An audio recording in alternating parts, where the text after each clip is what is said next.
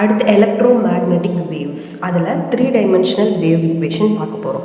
அதுவும் homogeneous isotropic source free 3 dimensional wave equation அப்படின்னு கேட்டாங்கன்னா இதுதான் அந்த ஈக்குவேஷன். இதில் ஈன்றது வந்து என்னென்னா எலக்ட்ரிக் ஃபீல்ட், நம்ம ஆல்ரெடி படிச்சிருப்போம். மியூன்றது பெர்மியபிலிட்டி, எப்சிலான்றது பெர்மிட்டிவிட்டி. அடுத்து வந்து இந்த சிக்மா அப்படின்றது வந்து நம்ம என்ன சொல்லணும்னா கண்டக்டிவிட்டியை தான் நம்ம சிக்மா அப்படின்னு சொல்கிறோம். இதெல்லாம் வந்து நம்ம சர்க்யூட் தியரியிலே படிச்சிருப்போம். ஸோ இந்த ஈக்குவேஷன் தான் நம்மளுக்கு 3 டைமென்ஷனல் வேவ் ஈக்குவேஷன். இது வந்து பல டெரிவேஷன்ஸ்லாம் போட்டு நம்ம எடுத்துகிட்டு வந்தது. ஸோ நம்ம இந்த ஃபைனல் ஈக்குவேஷன் மட்டும் ஞாபகம் வச்சுக்கலாம் எக்ஸாம் பாயிண்ட் ஆஃப் வியூவில். So del square e minus mu epsilon do square e by do t square minus mu sigma do e by do t equal to 0. So இதுதான் அந்த 3 dimensional wave equation. இப்போது ஒரு dielectric இருக்குது. டைஎலக்ட்ரிக்னால் நமக்கு already தெரியும், insulating material மாதிரி. So பர்ஃபெக்டான ஒரு டைஎலக்ட்ரிக், லாஸ் எதுவுமே இல்லாத ஒரு பர்ஃபெக்டான டைஎலக்ட்ரிக்கு சிக்மா அப்படின்ற டேர்ம் வந்து நம்மளுக்கு 0 ஆகிடும். ஸோ சிக்மான்றது கண்டக்டிவிட்டி. ஸோ இந்த டைஎலக்ட்ரிக் மெட்டீரியல் வந்து கண்டக்டன்ஸ் வந்து பண்ணாது. ஸோ அதனால் கண்டக்டிவிட்டி அதுக்கு 0வாக இருக்கும் பர்ஃபெக்டாக இருக்கிற மெட்டீரியலுக்கு. அப்போ இந்த இடத்துல நம்மளுக்கு 0 ஆகிடுச்சுன்னா இந்த டேர்ம் மட்டும் ஈக்குவல் டு 0 அப்படின்றது இருக்கும். பர்ஃபெக்ட் டைஎலக்ட்ரிக்கோட 3 டைமென்ஷனல் வேவ் ஈக்குவேஷன் வந்து இது. அடுத்து வந்து என்னென்னா இதை இப்படியும் எழுதலாம், இல்லைன்னா நம்ம வந்து மியூ நாட் மியூ ஆர் அப்படின்னு சொல்லி இதை சப்ஸ்டியூட் பண்ணிட்டோம்னா மியூவோட வேல்யூ எப்சிலானோட வேல்யூனா நம்மளுக்கு இந்த மாதிரி மாறிடும். ஸோ ஏராக இருந்துச்சுன்னா மியூ ஆரும் எப்சிலான் ஆரும் 1 ஆகிடும். ஸோ அதனால் நம்மளுக்கு இந்த ஈக்குவேஷன் கிடைக்கும். ஸோ இதுதான் அந்த ஈக்குவேஷன். அடுத்து propagation of uniform plane wave in free space, அதுக்கு என்ன ஃபார்முலாஸ் அப்படின்றத பார்க்க போகிறோம். இப்போ ஒரு வேவ் வந்து போயிட்டுருக்கு, ஓகேவா? ஸோ அந்த வேவோட வெலாசிட்டி என்ன அப்படின்னு கேட்குறாங்கன்னா v is equal to √1/μ epsilon. So இதை வந்து நம்ம இப்படியும் எழுதலாம், இல்லைன்னா நம்ம வந்து வேறு மாதிரியும் எழுதலாம். லைட்டோட வெலாசிட்டி என்ன, 3 × 10⁸ m/s, அது டிவைடட் பை √ε ஆர் μr அப்படின்னு நம்ம எழுதிக்கலாம். இதுவே வந்து intrinsic impedance or characteristic impedance of free space அப்படின்னு சொல்லி கேட்குறாங்க. அதுக்கு வந்து நம்ம என்ன ஃபார்முலா யூஸ் பண்ணலாம்னா இதுதான் வந்து n0 equal to μ0 divided by ε0. μ0ஓட வேல்யூ நம்மளுக்கு தெரியும் 4π × 10⁻⁷. ε0ஓட வேல்யூ வந்து நம்மளுக்கு வந்து 8.854 × 10⁻12 இருக்கும். நம்ம இந்த மாதிரி டேர்ம்லையும் எழுதிக்கலாம் 1/36π × 10⁻⁹. இந்த மாதிரி டேர்ம்லையும் நம்ம எழுதிக்கலாம். ஸோ இப்படி எழுதணும்னா நம்மளுக்கு intrinsic impedance or characteristic impedance of free space வந்து 377 Ω அப்படின்னு கிடைக்கும். ஓகே, அடுத்து இப்போ இந்த E/h அப்படின்ற அந்த ஃபார்முலா நம்ம கண்டுபிடிக்க போகிறோம். E/h அப்படின்றது வந்து ஈன்றது எலக்ட்ரிக் ஃபீல்ட் தெரியும், இது வந்து magnetic field. So E/h is equal to √μ0/ε0 அப்படின்னு நம்ம எழுதிக்கலாம். ஸோ இந்த இன்ட்ரென்சிக் இம்பிடன்ஸ் ஆர் கேரக்டரிஸ்டிக் இம்பிடன்ஸ்னால் E/h ரேஷியோ தான் நம்ம அப்படி சொல்கிறோம். ஓகே, அடுத்து இது வேறு ஏதாவது ஒரு மீடியம், ஃப்ரீ ஸ்பேஸில் இந்த மாதிரி இருக்குது, வேறு ஏதாவது ஒரு மீடியமில் எப்படி இருக்குது அப்படின்றத எப்படி கண்டுபிடிக்கலாம்னா இங்கே √μ/ε அப்படின்னு சொல்லி போட்டுக்கிறோமா. ஸோ அது போட்டுட்டு அடுத்து இந்த 377 வந்து வெளியில் ஏரோடது 377, அது இன்ட்டு μr/εr. இப்போ ஒரு மீடியமுக்கு μr/εr வந்து வேரி ஆகும். ஏராக இருந்துச்சுன்னா அது 1 ஆயிடுச்சுன்னா நம்மளுக்கு 377 கிடைக்கும். வேறு ஏதாவது மீடியமுக்கு இந்த ஃபார்முலா நம்ம யூஸ் பண்ணி கண்டுபிடிச்சிக்கலாம். ஸோ இந்த intrinsic impedance of free space வந்து நம்ம n0 அப்படின்னு சொல்லுவோம் இல்லையா. ஸோ அந்த n0 இன்ட்டு இந்த மாதிரி μr/εr, n0ஓட வேல்யூ தான் 377 Ω. இது அடிக்கடி கேட்பாங்க, ஃப்ரீ ஸ்பேஸோட இன்ட்ரென்சிக் இம்பிடன்ஸ் என்ன அப்படின்றது. அடுத்து இப்போ 2 மீடியம் இருக்குது, மீடியம் 1 மீடியம் 2 அப்படின்னு சொல்லி 2 இருக்குது அப்படி வச்சுப்போம். அப்போ வந்து ரிஃப்ளெக்ஷன் மாதிரி ஆகும் இல்லையா வேவ் வந்து, அதோடைய கோஎஃபிஷியன்ட் என்ன அப்படின்னு கேட்குறாங்க. ஸோ ரிஃப்ளெக்ஷன் கோஎஃபிஷியன்ட் அப்படின்றதுக்கு வந்து யூனிட் எதுவுமே கிடையாது. ஸோ அது வந்து நம்ம n2 - n1. இப்போ nன்றது intrinsic impedance of free space வந்து n0 அப்படின்னு சொல்லுவோம். ஸோ இப்போது ஃபஸ்ட்டு மீடியம் இருக்குன்னா அதுக்கு n1 அப்படின்றது இன்ட்ரென்சிக் இம்பிடன்ஸ், n2ன்றது செகண்ட் மீடியமோட இன்ட்ரென்சிக் இம்பிடன்ஸ்.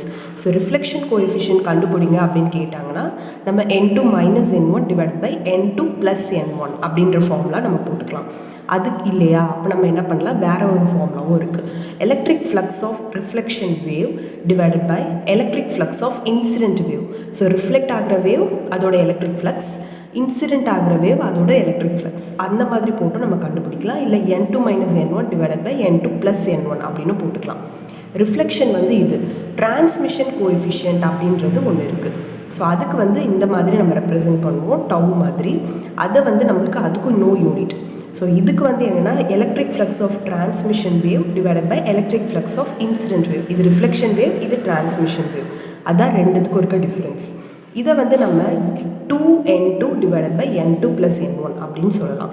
ரிஃப்ளெக்ஷனாக தான் n2 மைனஸ் n1, டிரான்ஸ்மிஷனாக தான் 2n2. ஸோ டினாமினேட்டர் வந்து எல்லாத்துக்கும் சேம் தான். ஓகே, அடுத்து இப்போது சப்போஸ் நம்மளுக்கு ரிஃப்ளெக்ஷன் கோஎஃபிஷியன்ட் கிடச்சிருச்சு. அதை வச்சு நம்ம எப்படி டிரான்ஸ்மிஷன் கோஎஃபிஷியன்ட் ரிலேட் பண்ணிக்கலாம் அப்படின்னா, இந்த சிக்மா மாதிரி டேர்மை ஈக்குவல் டு டவு மைனஸ் 1, இதுதான் அந்த ஈக்குவேஷன். ஓகே, இதில் சப்ஸ்டியூட் பண்ணியும் நம்ம கண்டுபிடிச்சிக்கலாம். சப்போஸ் டவு கிடச்சிதுன்னா இந்த இது ரிஃப்ளெக்ஷன் கோஎஃபிஷியன்ட் ப்ளஸ் 1 அப்படின்னு நம்ம போட்டுக்கலாம். இது தெரியணும் அப்படின்னா நம்ம டவு மைனஸ் 1 அப்படின்னு போட்டுக்கலாம். ஸோ இதுதான் அதோட ஈக்குவேஷன்ஸ். இப்போ அடுத்து வந்து இப்போ ஒரு மீடியம் வந்து பர்ஃபெக்ட் டயஎலக்ட்ரிக்காக லாஸ்லெஸ்ஸாக இருக்குது, சிக்மா இஸ் ஈக்குவல் டு 0 அந்த மாதிரி இருக்குது. இன்னொன்று வந்து பர்ஃபெக்ட் கண்டக்டராக இருக்குது இன்னொரு மீடியம். அப்போ என்ன பண்ணுவோம், சிக்மா அப்படின்றது வந்து என்னென்னா இன்ஃபைனட்டாக போயிடும் நம்மளுக்கு. அந்த மாதிரி டைமில் நம்மளுக்கு எப்படி இருக்கும் அப்படின்னு சொல்கிறாங்க. இப்போ வந்து பர்ஃபெக்ட் டயஎலக்ட்ரிக்காக இருந்தால் சிக்மாவோட டேர்ம் 0 ஆகிடும். இதுவே பர்ஃபெக்ட் கண்டக்டராக இருந்துச்சுன்னா சிக்மா வந்து என்ன ஆகும்னா இன்ஃபைனட் ஆகிடும். ஸோ இன்ஃபைனட் ஆகிடுச்சு அப்படின்னா இந்த ரிஃப்ளெக்ஷன் கோஎஃபிஷியன்ட் அப்படின்னு ஒன்று சொன்னோம் இல்லையா, அதோட வேல்யூ வந்து -1 அப்படின்னு ஆகிடும். ஸோ இது -1 இருந்துச்சுன்னா இந்த டவோட வேல்யூ 0 இருக்கும். ஸோ பர்ஃபெக்ட் கண்டக்டருக்கு ரிஃப்ளெக்ஷன் கோஎஃபிஷியன்ட் என்ன, டிரான்ஸ்மிஷன் கோஎஃபிஷியன்ட் என்ன அப்படின்னு கேட்டாங்கன்னா நம்ம ஈஸியாக இதை வச்சு அட்டன் பண்ணிக்கலாம். சப்போஸ் இந்த ரிஃப்ளெக்ஷன் கோஎஃபிஷியன்ட் வந்து -1 அப்படின்னு இருக்குன்னா நம்மளுக்கு வேவ் வந்து டோட்டலாக ரிஃப்ளெக்ட் ஆகிடுது அப்படின்னு அர்த்தம். ஏன்னா ரிஃப்ளெக்ஷன் கோஎஃபிஷியன்ட் தான் இருக்குது, டிரான்ஸ்மிஷன் கோஎஃபிஷியன்ட் 0 ஆகிடுது. ஸோ 0 ஆகிடுறதால எதுவுமே டிரான்ஸ்மிட் ஆகாது அந்த வேவில், எல்லாமே ரிஃப்ளெக்ட் ஆகிடும் அப்படின்றது சொல்கிறாங்க. ஸோ அடுத்து வந்து ரிஃப்ளெக்டட் வேவ் வந்து இன்சிடென்ட் வேவோட ரெண்டும் கம்பைன் ஆகிடுச்சுன்னா, இப்போ ரிஃப்ளெக்ட் ஆகிற வேவ், இன்சிடென்ட் ஆகிற வேவ் ரெண்டும் கம்பைன் ஆகி நம்மளுக்கு கிடைக்கிறது வந்து ஸ்டாண்டிங் வேவ் அப்படின்னு சொல்லுவோம். இதில் voltage standing wave ratio VSWR அப்படின்னு ஒரு டேர்ம் இருக்குது. அது எப்படி நம்ம கண்டுபிடிக்கலாம்னா, ரிஃப்ளெக்ஷன் கோஎஃபிஷியன்ட் தெரிஞ்சிச்சுனாலே நம்ம VSWRை கண்டுபிடிச்சிடலாம். ஸோ ரிஃப்ளெக்ஷன் கோஎஃபிஷியன்ஸை இந்த மாதிரி சிக்மாவாக எடுத்துக்கிறோம்ல. ஸோ VSWR வந்து 1 ப்ளஸ் இதுக்கு மாடுலஸ் எடுத்துக்கணும். ஸோ மைனஸ் வேல்யூ இருந்துச்சுனாலும் இதை மாடுலஸாக நம்ம ட்ரீட் பண்ணி இந்த மாதிரி கன்சிடர் பண்ணி போடணும். ஸோ 1 ப்ளஸ் இந்த modulus of sigma divided by 1 minus modulus of sigma அப்படின்னு போட்டுக்கலாம். அதுவே இப்போ VSWR வந்து நம்மளுக்கு தெரிஞ்சிருக்கு அப்படின்னு வச்சுக்கோங்க. VSWR தெரிஞ்சிருக்கு, அதை வச்சு நம்ம வந்து சிக்மா கண்டுபிடிக்க போகிறோம் அப்படின்னா modulus of sigma is equal to VSWR -1 divided by VSWR +1. இந்த ஈக்குவேஷன்லாம் நல்லா ஞாபகம் வச்சுக்கணும், ஏன்னா அடிக்கடி கேட்பாங்க. இது வந்து ரிஃப்ளெக்ஷன் கோஎஃபிஷியன்ட் நம்ம தெரியணும். ஸோ n2 n1 ரெண்டு இருக்குன்னா நம்ம n2 -n1 divide by n2 + n1 அப்படின்ற ஃபார்முலாவை யூஸ் பண்ணோம். அதுவே வந்து இங்கே VSWR கண்டுபிடிக்கிறதுக்கு ரிஃப்ளெக்ஷன் கோஎஃபிஷியன்ட் நம்மளுக்கு தெரிஞ்சிருக்கு அப்படின்னா அதுக்கு 1 + sigma divide by 1 minus sigma modulus போட்டுக்கணும். இதுவே வந்து நம்மளுக்கு VSWR தெரிஞ்சிருக்கு, சிக்மா கண்டுபிடிக்க போகிறோம் இதிலேருந்து அப்படின்னா VSWR -1 divided by VSWR +1 modulus of sigma is equal to அப்படின்றது போட்டுக்கணும். VSWRக்கு வேறு ஃபார்முலாஸும் இருக்குது. இப்போ E1 மேக்ஸ் E2 மேக்ஸ் அந்த மாதிரி கொடுத்துருந்தாங்க. எலக்ட்ரிக் ஃபீல்டு வச்சு மேக்னெட்டிக் ஃபீல்டு வச்சும் நம்ம வந்து இது பண்ணிக்கலாம். இப்போ மேக்ஸிமம் வேல்யூ மினிமம் வேல்யூ கொடுத்துருந்தாங்கன்னா மேக்ஸிமம் பை மினிமம். ஸோ இதே மாதிரி மேக்னெட்டிக் ஃபீல்டு மேக்ஸிமம் பை மினிமம்னு போட்டோன்னா நம்மளுக்கு ஈஸியாக கிடச்சிரும். அடுத்து இப்போ நம்ம இந்த மாடுலஸ் அப்படின்றது போடுறதுனால நம்மளுக்கு வந்து மைனஸ் வேல்யூஸே வராது. ஸோ இது வந்து என்னவாக இருக்கும்னா 1 தான் மேக்ஸிமமான வேல்யூ. ஸோ அது -1 அப்படின்னு போனாலுமே நம்ம மாடுலஸ் போட்டுறதால 1 விட லெஸ்ஸாக இருக்கும், இல்லைன்னா அதுக்கு ஈக்குவலாக இருக்கும். ஸோ இந்த வேல்யூஸில் தான் நம்மளுக்கு இந்த சிக்மாவோட வேல்யூ இருக்கும். இதுவே VSWR அப்படின்றது பார்த்தோம்னா நம்மளுக்கு இங்கேயே சப்ஸ்டியூட் பண்ணோம்னா தெரியும். இப்போ 1 தான் மேக்ஸிமம் வேல்யூ, 1ன்றது போட்டோன்னா 2 வரும். இங்கே 1 நம்ம சப்ஸ்டியூட் பண்ணோன்னா 0 ஆகிடும். ஸோ 1/0 இன்ஃபைனட் வரைக்கும் இருக்குது. ஸோ VSWRோட வேல்யூ இன்ஃபைனட் வரைக்கும் போகும். 1ல் மினிமம் 1ல் இருந்து இன்ஃபைனட் வரைக்கும் போகும். இந்த ரேஞ்சஸ் வச்சும் நிறைய கொஷின்ஸ் கேட்கலாம். அடுத்து வந்து என்னென்னா ஆப்ளிக் இன்சிடென்ஸ் அப்படின்னு சொல்லி ஒன்று இருக்குது. ஆப்ளிக் இன்சிடென்ஸ் அப்படின்னா பிளேன் வேவ் வந்து நம்மளுக்கு ஒரு பவுண்டரி சர்ஃபேஸில் ரிஃப்ளெக்ட் ஆகுது, இன்சிடெண்ட் ஆகுது. ஸோ அதை தான் நம்ம வந்து ஆப்ளிக் இன்சிடென்ஸ் அப்படின்னு சொல்லுவோம். ஸோ இது வந்து இந்த பிளேன் வந்து நம்மளுக்கு என்ன ஆகும், அந்த எலக்ட்ரிக் ஃபீல்டு அடுத்து இந்த மேக்னெட்டிக் ஃபீல்டு அது எதுக்குமே வந்து பேரலாகவே இருக்காது. ஸோ இந்த டைமில் நம்ம வந்து ரிஃப்ராக்ஷன் அப்படின்ற ஒரு விஷயம் வந்து சொல்லுவோம். இதெல்லாம் லைட்டு அதை பற்றிலாம் சின்ன வயசில் படிச்சிருப்போம் ஃபிசிக்ஸ்லலாம். அதுலேருந்து தான் வர பேசிக்ஸ் தான் இது. ஸோ ஸ்னெல்ஸ் லா அப்படின்னு சொல்லிட்டு ஒரு ரிஃப்ராக்ஷன் இருக்குது. அது என்ன அப்படின்னா sin θi divided by sin θt. So θi அப்படின்றது இன்சிடென்ட் வேவ், இன்சிடென்ட் வேவோட என்ன ஆங்கிளில் அது இன்சிடென்ட் ஆகுது. அடுத்து டீன்றது டிரான்ஸ்மிட்டர் வேவ். ஸோ இன்சிடென்ட் ஆகி கொஞ்சம் வந்து போச்சு இல்லையா, ஸோ அதுதான் வந்து டிரான்ஸ்மிட்டர் வேவோட அதோட ஆங்கிள் என்ன, அதுதான் சைன் தீட்டா டி அப்படின்னு சொல்லுவோம். அடுத்து இந்த இடத்துல நம்மளுக்கு வந்து theta i is equal to theta t அப்படின்ட்டு இருந்துச்சுன்னா நம்மளுக்கு μ0 ε2 அதை ரூட் ஆஃப் μ2 ε2 டிவைடட் பை μ1 ε1 அந்த மாதிரி எழுதிக்கலாம். ஸோ அப்படியே எழுதிக்கலாம், இல்லைனா அதோட வெலாசிட்டி இருந்துச்சுன்னா v1 பை v2 அப்படின்னு எழுதிக்கலாம்.